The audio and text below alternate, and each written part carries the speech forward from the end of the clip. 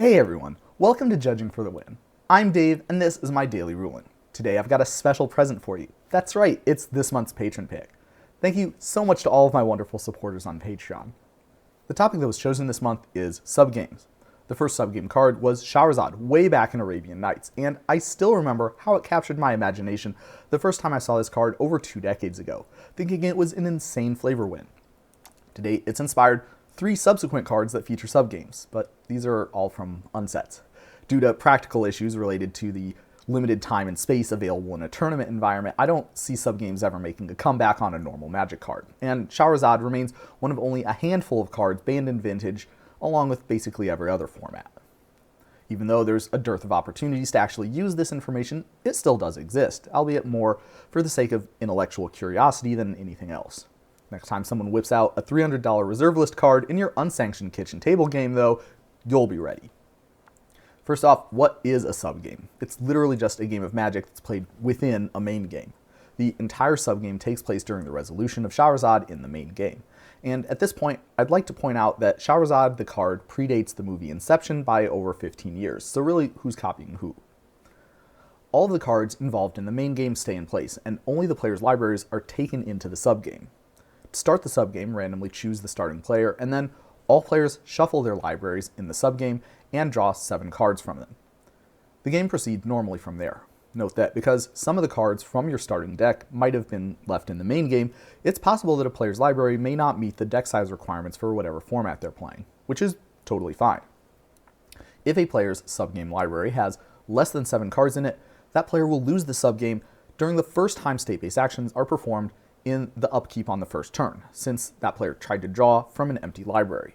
This is true even if that player mulligans, since they still did try to draw 7, even though they might have tried to put some back. I said all the cards involved in the main game stay in place, but that's not strictly true. Certain formats include a supplemental deck of non-traditional Magic cards.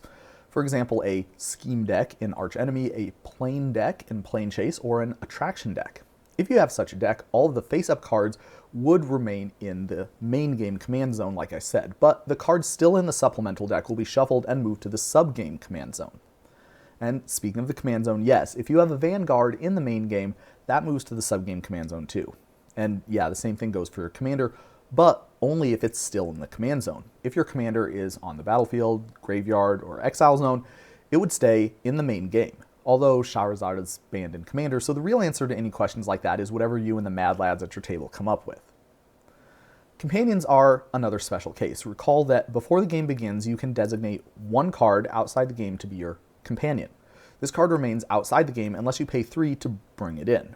Putting that together with what we know about subgames, we can say that at the beginning of a subgame, you can designate any card outside the subgame as your companion, including the one that you designated as your companion in the main game.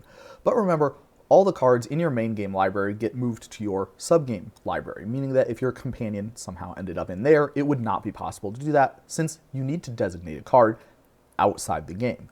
There's absolutely nothing wrong with choosing a second copy of the same card, though. Bear in mind that if the extremely serious situation like this ever happened in a tournament game, you would need to have another copy in your sideboard because that's what outside the game means in that setting. But in your kitchen table, outside the game means cards in your trade binder or otherwise in your collection, so go wild.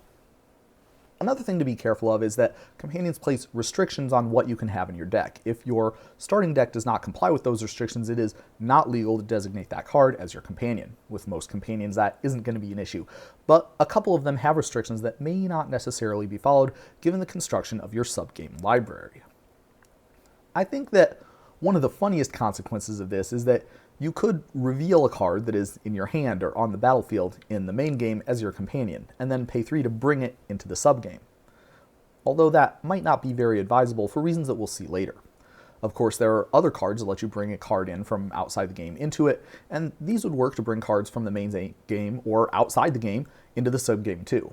This might even cause abilities to trigger in the main game. For example, if you used Living Wish to get a Clockwork Fox that was on the battlefield in the main game. Any such abilities would go on the stack in the main game after the subgame had ended, following the normal rules of timing and priority. The subgame continues in the fashion of a normal Magic game all the way until it ends. At that point, all of the cards in the subgame get shuffled into their owner's main game libraries, with the exception that All the cards in the command zone of the subgame are moved to the main game command zone. Cards from supplemental decks are shuffled into the appropriate deck and returned to the main game. Vanguards are moved back into the main game, and commanders in the command zone are moved back to the main game command zone. If the commander is anywhere else in the subgame, for example, on the battlefield, it will be shuffled into the main game library instead.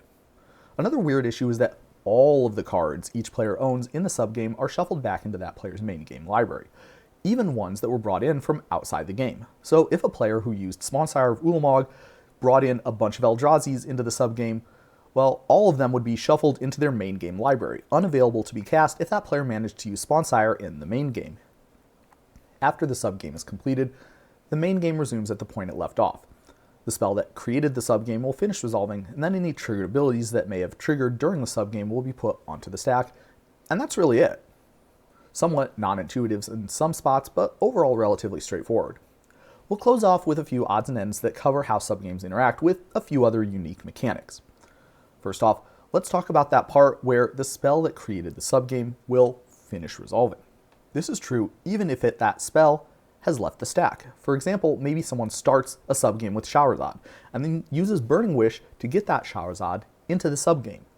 In that case, the judge will kindly and patiently explain that while nested subgames are indeed possible and they function exactly how you would expect, with the original subgame serving as the main game in relation to the nested subgame, such shenanigans are exactly the reason why this card is banned everywhere. So attempting this does indeed make you a bad person. So anyway, after all the subgames are over, it's time to return to the main game. Now, Shahrazad says that each player who didn't win the subgame loses half their life, but there's also no card on the stack with any such instruction anymore. This rule means that all of the effects of Shahrazad will still happen because it started to resolve, even though it's not on the stack anymore. I had to bring this example up because it's one of only 2 known uses for this rule, the other being a much more mundane one that I'm sure the good people of the comments section will be happy to help out with. Next, Mindslaver says that you control target player during their next turn. If Nick Mindslavers Amy and has her cast Shahrazad, does he control her during the entire subgame? No. No effects created in the main game have any meaning in the subgame, so during the subgame, Amy can play normally. After the subgame ends and the players return to the main game, the effect giving Nick control of Amy's turn will still be in effect, so Nick will control Amy until the end of that turn. This concept answers other related questions that you might have about mechanics like the Monarch, or dungeons, or the City's Blessing. None of these will carry over from the main game into the subgame, or vice versa. So you will not start out in a dungeon in the subgame, even if you were in one during the main game. Dealing damage in the subgame will not make you the Monarch in the main game. Controlling 10 permanents in the subgame will not give you the City's Blessing in the main game, and so on. Counters are also included in this, even counters that are associated with a player. So if you have any poison counters in the main game, you will start the subgame with a clean slate, and any poison counters that you acquire in the subgame will not add to your total in the main game. Well, what about restarting the subgame? If the subgame is restarted, the main game is unaffected.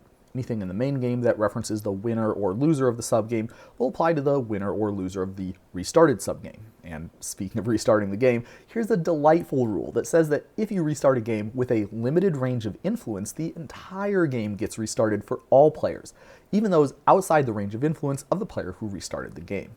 Well, guess what? There is no such rule for subgames, and that implies that if you start a subgame in a format with a limited influence, only the players in your range of influence will be part of it, and I guess everyone else has to just wait around for that subgame to finish before the main game can progress.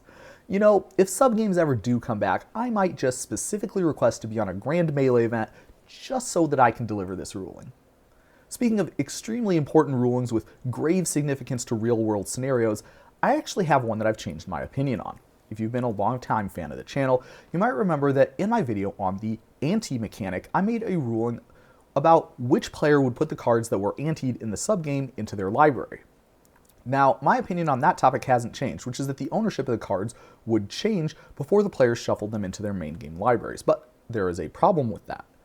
This rule says that when you start a subgame, you follow all of the other rules in section 103, which covers starting the game, which made me think that if you played a main game for ante, you would also have an ante in the subgame. But even though each player antes a card after choosing the starting player and before drawing any of the cards in their opening hands, it turns out that anteing is not described in that section. Taking this together with some conversations with some of my colleagues who were judging longer ago than I was, and the printed text on Shahrazad, my current opinion is that question is moot, because the subgame should not be played for Ante even if the main game is. Interestingly, this line was removed from the Oracle text of Shahrazad, but I think that was motivated by not wanting to have any extraneous references to the Ante unless they were absolutely needed, rather than any change in the official policy on how Ante works. Here's another scenario that I think is not well covered by the current rules. Let's say that Amy uses Living Wish in a subgame and wants to put a Grizzly Bears that was on the battlefield in the main game into her hand. Does this cause Warped Devotion to trigger? Well, the answer is unambiguous if Amy has Genku, Future Shaper, in her main game. Her Grizzly Bears started out on the battlefield, and then it wasn't on the battlefield. Grizzly Bears left the battlefield. The Warped Devotion case is a little bit more interesting, though. On the one hand, the bear did start out on the battlefield, and it did go to Amy's hand. On the other hand, the Grizzly Bears isn't a permanent in the subgame, nor did it go to Amy's hand in the main game, so I have a hard time calling what just happened a match for this ability's trigger condition, whether Warped Devotion is in the main game or the subgame. I'm unaware of any passage in the CR or other official source that applies directly to this scenario, but that's the ruling that I think makes the most sense. Finally, let's say that Amy plays her commander in a subgame, and then she attacks for lethal. Amy wants to play a removal spell against her commander so that it can end the game in her command zone, but Nick wants to scoop so that it will still be on the battlefield. What happens? Well, in case you're wondering what the difference is, recall that when the subgame ends, each player moves their commander from the subgame command zone to the main game command zone. But only if it's there. Otherwise, Amy's commander will get shuffled into her main game library. Now, conceding happens faster than any game action. It doesn't require priority or use the stack, so if Nick wants to concede before Amy's attackers deal him lethal damage, that's fine. On the other hand, since Commander is a 4-player format, the game doesn't necessarily end when Nick leaves. If the other 2 players agree to end the game before Amy can put her commander back into her command zone, well, there's nothing Amy can do. But if one other player rides it out with her, Amy will get her commander. Whew, that was a lot. If anybody has any other questions I didn't address, you can put them in the comments and I'll do my best to get to as many of them as I can. But that's all I have for today. Thank you again so much to all of my lovely supporters on Patreon. Join me again next time for another daily ruling, but until then, I hope you have a great day.